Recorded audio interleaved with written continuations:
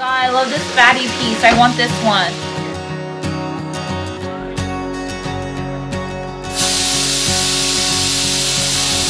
আজকে আমরা শুরু করছি আমাদের মাটন লেগ রোস্ট।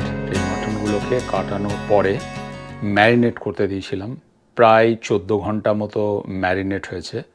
এই যে এখন এগুলো দেখতে এরকম মাটনগুলো, এটা খুব বড় চাঙ্ক অফ পিস আছে এগুলো, কারণ আগের বার প্রত্যেক বছর আমরা গোটা গোটা ঠ্যাং রাখি, এবারে দেখলাম যে একটু ছোট করে নেওয়া যাক।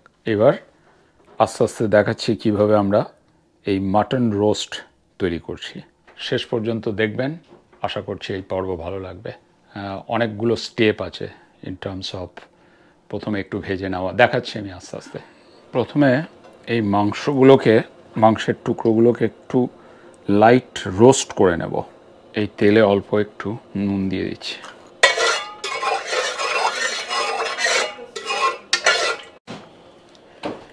প্রথমে এই মাংসগুলোকে, যেটা বলছিলাম,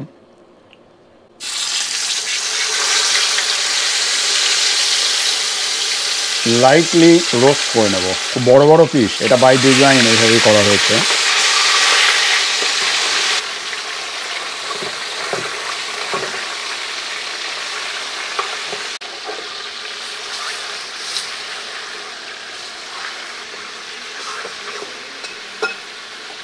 ওকে, এবার তোল। Oh my God, I love this fatty piece. I want this one.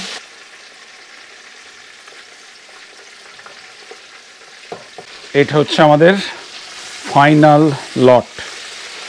এই হচ্ছে আমাদের all the mutton getting ready. আরও 2-3টে স্টেপ আছে। এখন এর মধ্যে আমরা এই তেজপাতা, দারচিনি, এলাচ একটু ভেজে নেব। এই যা তেল আছে ওতেই হয়ে যাবে। এর মধ্যে আমি অল্প একটু চিনি দিয়ে দেবো, পেঁয়াজ অ্যাড করে দিচ্ছি।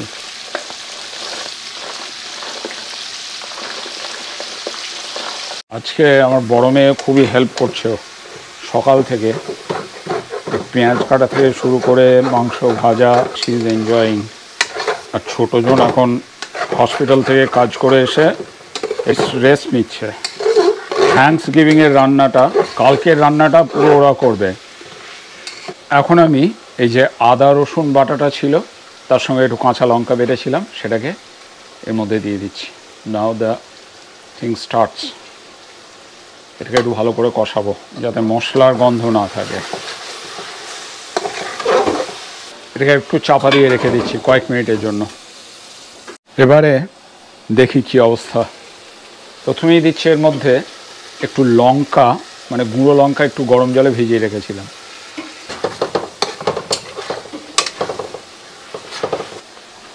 এর মধ্যে দিয়ে দিচ্ছি জিরে, ধনে আর অল্প একটু মৌরি বাটা।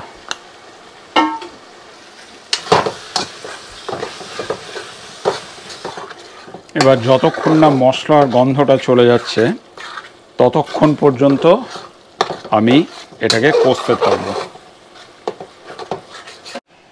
এখন এর মধ্যে আমি পেঁপেটা অ্যাড করে দিচ্ছি। এই যে পেঁপে বেটে রেখেছিলাম, বাটা পেঁপে।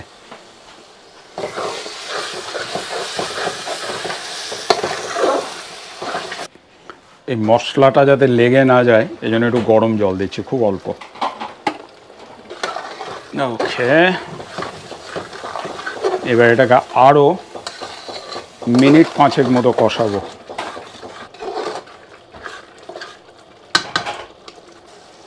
চাপা দিয়ে দিই কয়েক মিনিটের জন্য।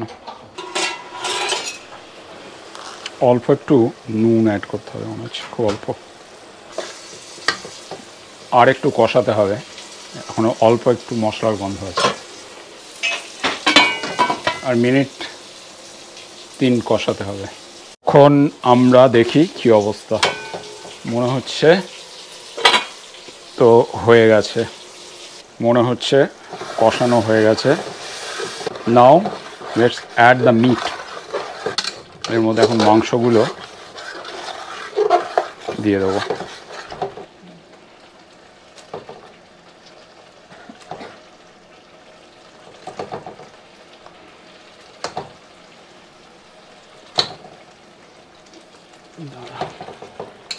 একটু গরম জল অ্যাড করে দিচ্ছি, নাহলে এটা মিক্স করা যাবে না। এইটুকুই জল, আর জল দেব না। ওকে, লেটস ট্রাই।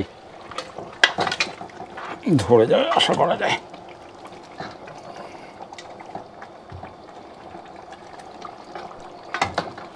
ওকে, এইটাকে এভাবে মিনিট 10-15 একটু কষাতে চাই, ফুটুক। জায়গাটা ইন্টেনশনালি একটু ছোট রাখা হয়েছে, তাহলে তাড়াতাড়ি সেদ্ধ হবে চাপাচাপির মধ্যে। আর এটা এইভাবে সেদ্ধ করা যাবে না, সারা রাত লেগে যাবে। সেই জন্য একটু সাঁতলে নিয়ে মশলাটা ঢুকে গেলে আমরা প্রেশার কুকারে দেবো। 4-5টা করে পিস প্রেশার কুকারে দিয়ে 4-5টা করে সিটি দিয়ে থামিয়ে দেবো। পারফেক্ট টেস্ট আছে। এখনই এটা খাওয়া যাবে, কিন্তু শক্ত অফকোর্স।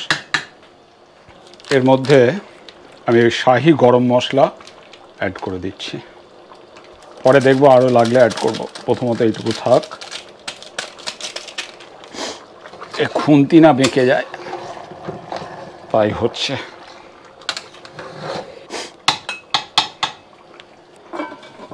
দিয়ে দিচ্ছি চাপা 5-7 মিনিটের জন্য।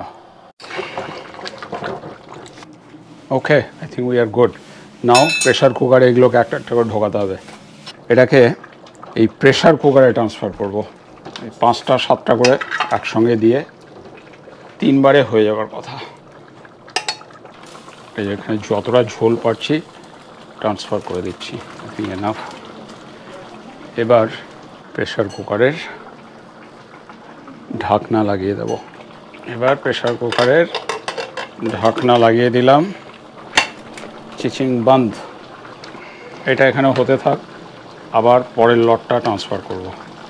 তো চলছে আমাদের রান্না, মোটামুটি হয়েছে। এবার একটু এক্সস্টটা চালাতে হবে, প্রচণ্ড গরম হয়ে গেছে ঘর।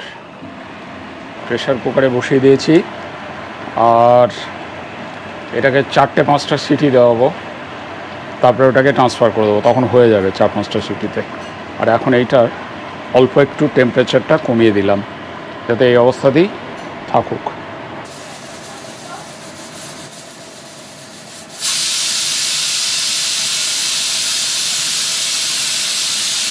এই হচ্ছে আমাদের ফাইনাল প্রোডাক্ট, মাটন রোস্ট। এর মধ্যে এবার একটু পেঁয়াজ কুচি দিয়ে দেওয়া হবে, আর পাশে রেখেছি একটু গোটা গোটা আলু। কালকের জন্য রেডি। তো আশা করছি আজকের আমাদের এই রান্না বাড়ার পর্ব আপনাদের ভালো লেগেছে। যদি ভালো লেগে থাকে তাহলে একটা লাইক, শেয়ার এবং সাবস্ক্রাইব করবেন। আর আগামীকাল থ্যাঙ্কসগিভিংয়ের অন্যান্য অনেক আইটেম আছে, যেগুলো আপনাদের সঙ্গে শেয়ার করব। ধন্যবাদ সঙ্গে থাকার জন্য। ভালো থাকবেন, সুস্থ থাকবেন, আর চ্যানেলটাকে লাইক, শেয়ার করবেন এবং সাবস্ক্রাইব করবেন। ধন্যবাদ। তো আগের দিন সব রান্না তো আমরা করে রেখেছিলাম, দেখলেন কি কি মেইন আইটেমগুলো দেখিয়েছি, আপনাদের সঙ্গে শেয়ার করেছি। এখন সন্ধ্যে 7:30 বাজছে। গেস্টরা এসেছিল, মানে আমার বন্ধু বান্ধবরা চলে এসেছিলো 3:30 থেকে 4টের মধ্যেই। তারপর অনেক অ্যাপাটাইজার ছিল, সেই সব খাওয়া দাওয়ার পর এখন চলছে থ্যাঙ্কসগিভিংয়ের ডিনার। তো আমি আর এই মেনুর ডেসক্রিপশন অত কিছু দিচ্ছি না। আর এই হচ্ছে আমাদের খাবারের টেবিল, লোকজন এনজয় করছে, খাবার নিচ্ছে। তো আশা করছি আজকের পর্ব আপনাদের ভালো লেগেছে। আমরা প্রত্যেক বছরই এই থ্যাঙ্কসগিভিং ডিনারটা হোস্ট করে থাকি। এবারে আমাদের নাম্বার অফ গেস্ট হচ্ছে, মানে অতিথি যারা এসেছে তারা হলো 17 জন মতো টোটাল। 16 জন অ্যাকচুয়ালি, একজন আসার কথা ছিল, আসতে পারেনি শেষ মুহূর্তে। তো আগেও আমি বলেছিলাম যে থ্যাঙ্কসগিভিংয়ের উদ্দেশ্য কী। থ্যাঙ্কসগিভিংয়ের উদ্দেশ্য হচ্ছে যে বন্ধু বান্ধব, আত্মীয় স্বজন সবাইকে ধন্যবাদ জানানো সারা বছরের জন্য তারা যা করেছে। থ্যাঙ্কসগিভিংয়ের হিস্ট্রি আমি আগেও বলেছি, যখন ব্রিটিশরা তাদের সেই জাহাজ নিয়ে প্রথম ম্যাসাচুসেটসের বোস্টনের কাছাকাছি জায়গায় এসে পৌঁছায়, তখন এখানকার যারা নেটিভ আমেরিকান, মানে অরিজিনাল আমেরিকার বাসিন্দা, তারা তাদের প্রথম বছরে হেল্প করেছিল খাবার দাবার দিয়ে, বন্য মুরগি, তারপরে যা যা ছিল জঙ্গল থেকে তুলে এনে হেল্প করেছিল এবং তাদেরকে এখানে সেটেল হতে সাহায্য করেছিল অ্যাটলিস্ট প্রথম বছরের জন্য। তো তার পরের বছর যখন ব্রিটিশরা ওই সব নেটিভদের হেল্প নিয়ে নিজেরা চাষবাস করে খুব ভালো করে হারভেস্ট করলো, সেই বছর তারা একটা গ্র্যান্ড ফিস্ট দেয় সবাইকে ডেকে। সেই থেকে বেসিক্যালি থ্যাঙ্কসগিভিংয়ের শুরু। আর এটার উদ্দেশ্যই হচ্ছে যে ধন্যবাদ দেওয়ার একে অপরকে এবং শ্রদ্ধা জানানো। আর এটা হচ্ছে সম্পূর্ণ এ নন রিলিজিয়াস ফেস্টিভ্যাল, এর সঙ্গে ধর্মের কোনো সম্পর্ক নেই। ইউরোপ, অস্ট্রেলিয়া এবং অনেকগুলো মানে ইস্টার্ন ইউরোপিয়ান কান্ট্রি তো মোস্ট লাইকলি এই থ্যাঙ্কসগিভিং পালিত হয়ে থাকে, অবশ্যই ক্যানাডাতেও হয়। তো এই হচ্ছে থ্যাঙ্কসগিভিংয়ের হিস্ট্রি। এখন আমরা সবাই খাওয়ার এনজয় করি। আর দূর থেকে আপনাদেরকে থ্যাঙ্কসগিভিংয়ের জন্য ধন্যবাদ জানাচ্ছি। হ্যাপি থ্যাঙ্কসগিভিং, ভালো থাকবেন, সুস্থ থাকবেন, বাই।